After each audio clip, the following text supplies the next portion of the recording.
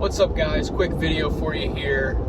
Don't mind me, I'm on the road coming back from a couple meetings and wanted to talk about something that came up in the meetings for you guys in helping you make some of your decisions revolving around coatings and linings and what type of thickness you guys should use in your system.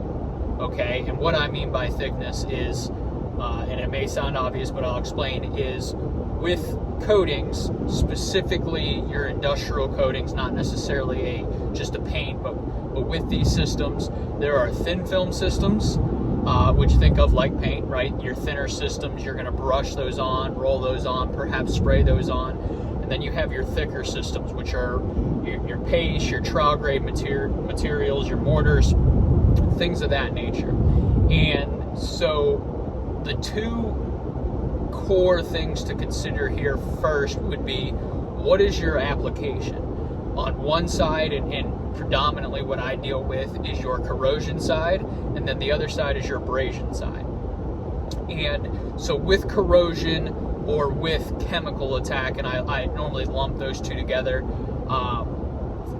the thickness of material matters less, or is less of an indicator of performance.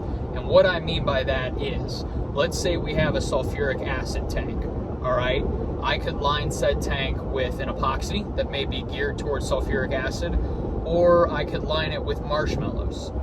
And that is kind of a weird example, but in the case of marshmallows, it doesn't matter if I put it on 40 mils thick or 40 thousandths of an inch, or if I put it on 40 miles thick. Sulfuric acid is going to go through marshmallows, right?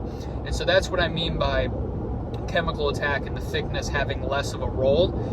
With your corrosion, your chemical attack, if your system, in this case we're talking about epoxies, and again there are different tiers of epoxies, but if your system is designed, formulated, everything, and is suitable for that service, meaning it will not degrade in sulfuric acid, you're going to do just fine. All right. Yes, there's some small things like 5 mils won't be good, and that's more from a quality control perspective, being able to test. Now, with that said, you do have some of your phenolics, which are a thinner system, but 5 mils or 100 mils of an epoxy designed for sulfuric acid, either one is going to work, and at some point 100 mils is just overkill. Now, the flip to this, the alternative application out of corrosion resistance, out of chemical resistance, we look at abrasion resistance. And with abrasion resistance, our focus is on putting something, again, that is hard in the way, or it doesn't necessarily have to be hard, but in our case with epoxies and what I deal with our ceramics, it is a hardness function, it's a durability function. And with that, if 40 mils is good, 40 thousandths of an inch, 80 mils is going to be twice as good from a longevity perspective. Meaning if I went through 40 mils in a year, 80 mils is going to give me 2 years. Yeah, you could argue, okay, some things change, but as a general rule of thumb, double the thickness, double the lifespan when it comes to abrasion. Which brings us to the discussion of your thicker materials, your paste, your mortars, your trowel grade materials. When dealing with abrasion, in most cases, I try to recommend a paste grade material simply because you're going to get more out of it. Now, with that in mind, in a lot of cases, if you're dealing with abrasion, erosion, like say inside of pumps where you have a lot of fluid flow, you have a lot of moving parts, specifically an impeller, where your tolerances matter from a fluid flow perspective, because without the tolerances there, if there's too much of a gap, you get no fluid flow. If you make that gap too tight, you don't turn your impeller, also no fluid flow. And so with that, on the ceramic side, your thickness can matter, and it can matter in the reverse, being sometimes you do have to go with a thinner material. You'll often hear me reference a ceramic grade, fluid grade, or thin film lining system.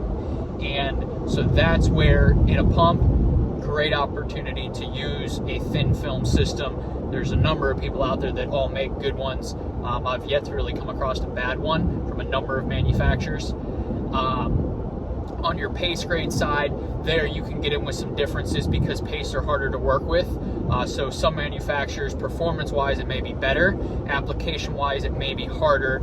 And, you know, that's up to you guys to determine, okay, what degree of performance and what degree of ease of application are we looking for.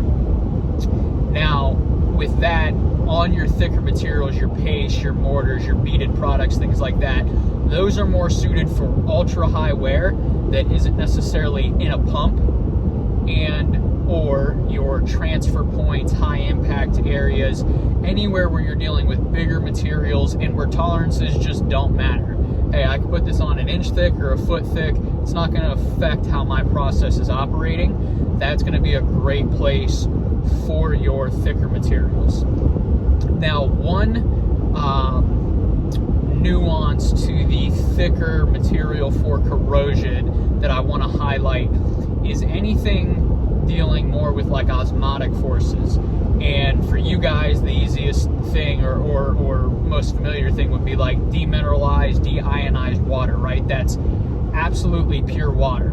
And the reason for going with a thicker material and a most commonly a glass flake filled system, even though it could be in that 30 to 40 mil still thinner, but why we're adding some body to that material is that with something that's that pure, right? Water like that is very corrosive because everything is pulled out of it, that it wants to pull anything it can back in to kind of neutralize it, right? That could be salts, that could be metals, if you're in a carbon steel tank, anything like that. And what it's basically doing there, what I mean by osmotic forces, if you're unfamiliar with that, is it's basically acting like a magnet, okay? And unfilled epoxy, while great as a barrier, is and can be porous, okay? And so with that, when you're dealing with osmotic forces, when you go with a thin film system, say 20 mils on a carbon steel tank that's holding demineralized water, that water being close to the steel is acting like a magnet, and it's actually going to pull itself through your coating until it can get to the metal and neutralize it. Then you don't have demineralized water, and then you're messing up something else in your system. So a couple ways to combat that is to use a fill that is designed to resist or make it more difficult to go through the epoxy, which could be any number of things. Could be mica, could be fumed silica. There's a lot of different things that you can use there. Or one of the better ones, because you can fill with more material and you can increase your overall thickness with relative ease, is your glass flake. We call it a glass flake filled epoxy.